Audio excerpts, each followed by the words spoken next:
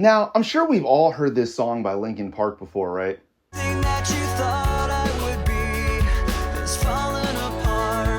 But what I bet you didn't notice is that there's a bad comp on the word would, and that the word apart has a bad cut in it. Thing that you thought I would be has fallen apart.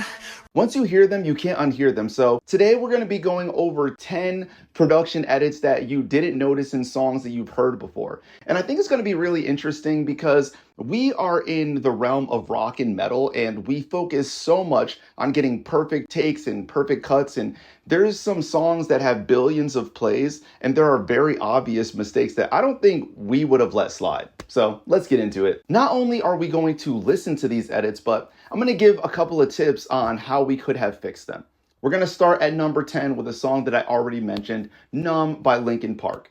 So besides the fact that there is a bad comp on the word would, and there is also a bad cut on the word apart, if you listen to this song versus other songs on the album, you'll notice that there is not enough de-essing happening on Chester's vocals. There's a lot of T's and S's in this song, and we're going to put a de-esser on it and listen to what it sounded like, and then listen before that, and you guys can tell me whether it would have benefited from this or not. We'll be using Howard Benson Vocals, only using the de-esser section. Okay, so I have the de-esser set at about half. I'm going to show you a before and after so you can hear it being de-essed and then not being de-essed. Holding too tightly, afraid to lose control. Holding too tightly, afraid to lose control. Pretty drastic difference there, right? Now I'll show you what it's like to over de-ess something. I'm going to set it to 100%. Holding too tightly, afraid to lose control. Holding too tightly, afraid to lose control. And hopefully that gives you guys a bit of a better breakdown into how to properly de-ess something. And this is in Howard Benson Vocals. That's just one of the many features on here. But if you have a different type of de-esser, that'll work also. So I don't know how you guys feel about that. First, on songs like that, I wonder how those edits slipped by in the first place. And when it got to the production side, I wonder how they let this go. They might have been a little more focused on the raw performance, and Chester delivered a great one in this song. Just felt that I would point this out a little bit because hearing it years later, I just feel like it could have used a little bit of, polishing before it went out. And by the way, if you guys liked how Numb was being handled by the de-esser and Howard Benson Vocals, you can get a copy of that or at least try it out with a trial today. It's in the description below. All right, with number 9, I'm going to have to call out Joey Sturgis on this because this is a Joey Sturgis production. We're going to be listening to Attack Attack Out of Time. And just in case you don't know what you're listening for, on the bass, there is a note that is minor when it's supposed to be major. And what it does is clash with the guitars and the rest of the song. It happens really quickly.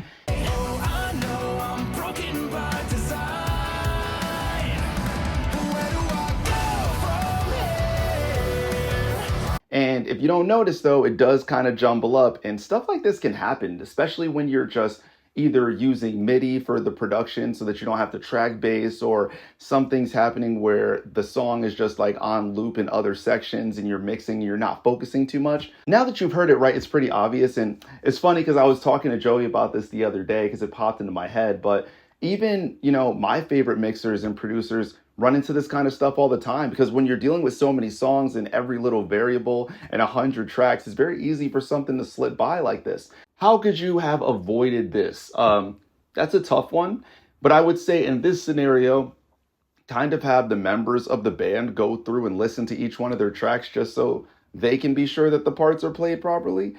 That can get a little sticky sometimes when somebody else might be playing the part or the guitarist did it instead of the bassist, but that would be the easiest way out of this one. If nothing else, that just proves to us that even the legends can slip up. Somebody said in a video the other day, though, that my microphone was taking a day off and I said I was going to be recording some vocals. I lied to you, man. I didn't record anything since then. And I really should, because it's making me sad. But let's get back to this list. Number 8, we are going to be doing Bleak by Opeth. This is a pretty long song. It's about 10 minutes long. And at 8 minutes and 48 seconds in, you can hear a complete audio glitch that just happens. I don't know how this one slipped by, but to me, I was like, this is a little crazy.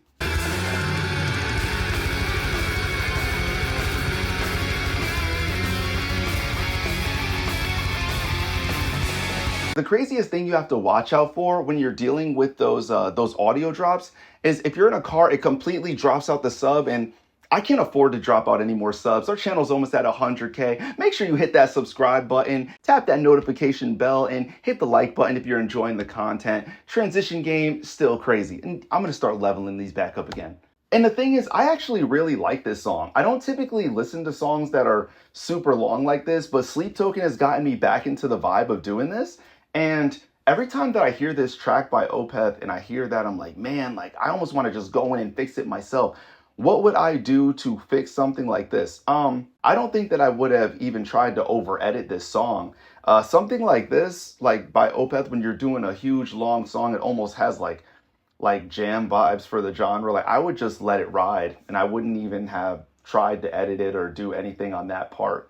Or I would have just, it's sad because when you have these huge productions and all this money going into stuff, you can easily let this stuff just pass by you and, it never gets rectified. And they're sent out, and now that's what we have. This is a really big one for me, and for a couple of people out there, Helena by My Chemical Romance. This is a Howard Benson production too, which means that Mike Plotnikoff was the one that was tracking this.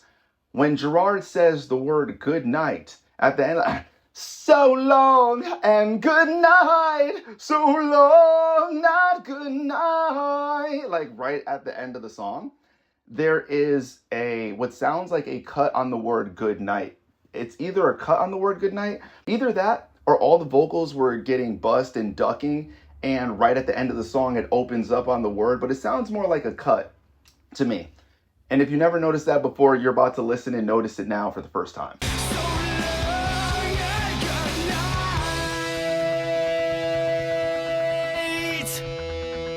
So what do you think that was after listening to it? Do you think that it was a glitch, or do you think it was the vocal bus compression opening up on it? I think that it was a comp and cut in, and just the way that he said goodnight at the end was perfect for the song, because knowing the way that Howard works, he's really concerned with the raw emotion in a take, and he's not going to care about a little pop or something like that. He wants to make sure the vocal comes across right. What could you have done? In that case, nothing really, because what matters the most? The song, the take, the emotion. Little things like edits are gonna pop in and out every now and then. So that's my words on that one. And that's one of my favorite songs too. I hope I didn't ruin that for you guys. But since we are on the topic of My Chemical Romance, we're going to fast forward to Welcome to the Black Parade. You can actually hear the metronome still going in the beginning of the song. Now you kind of have to crank it, but I heard this a long time ago and I could never unhear it. Take a listen.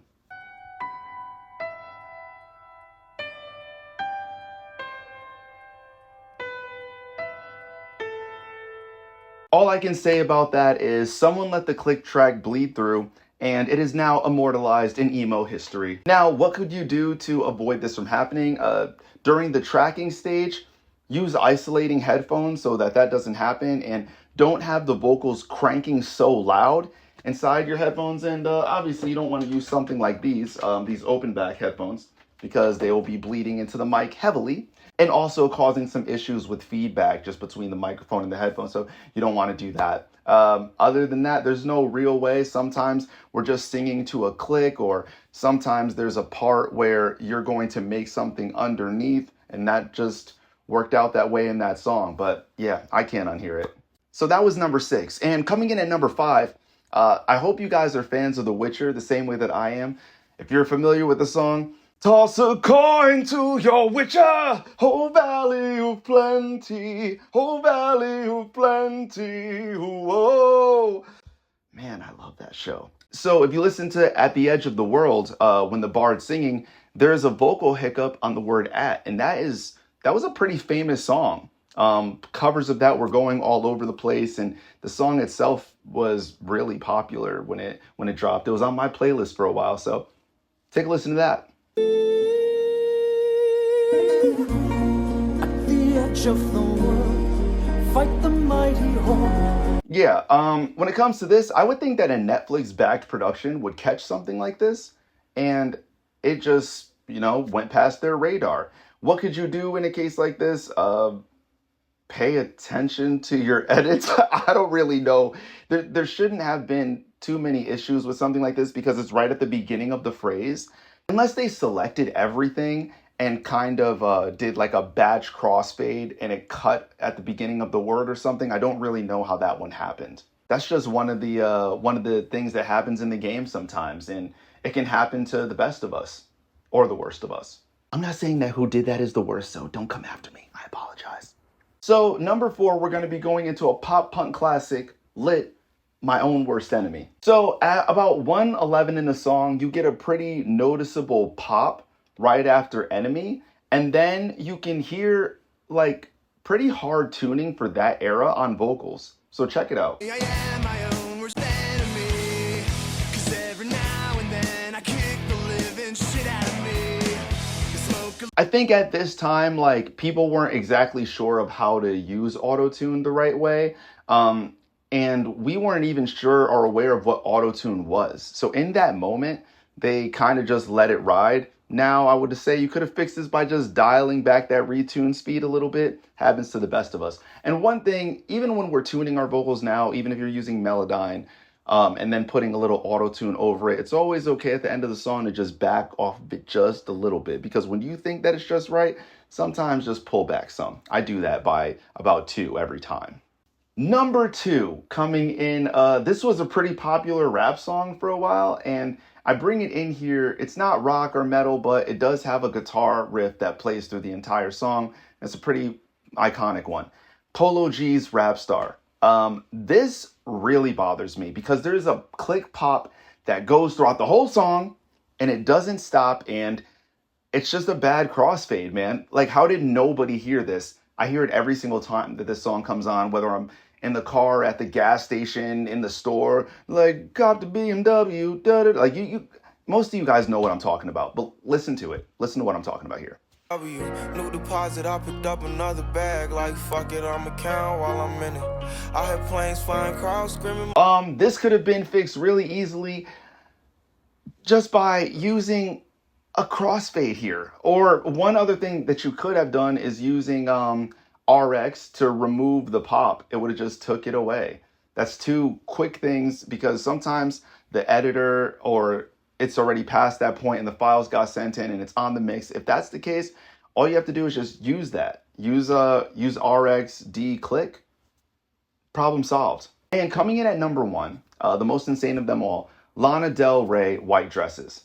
In this, you're gonna hear a dropout, a bad comp, a bad glitch, and a pop, all in like one sentence, all in 7 seconds. So there's a dropout on conference, there's a glitch on mention, there's a pop after such, and then there is a bad comp on scene. I'm friends. I only mention it 'cause it was such a scene.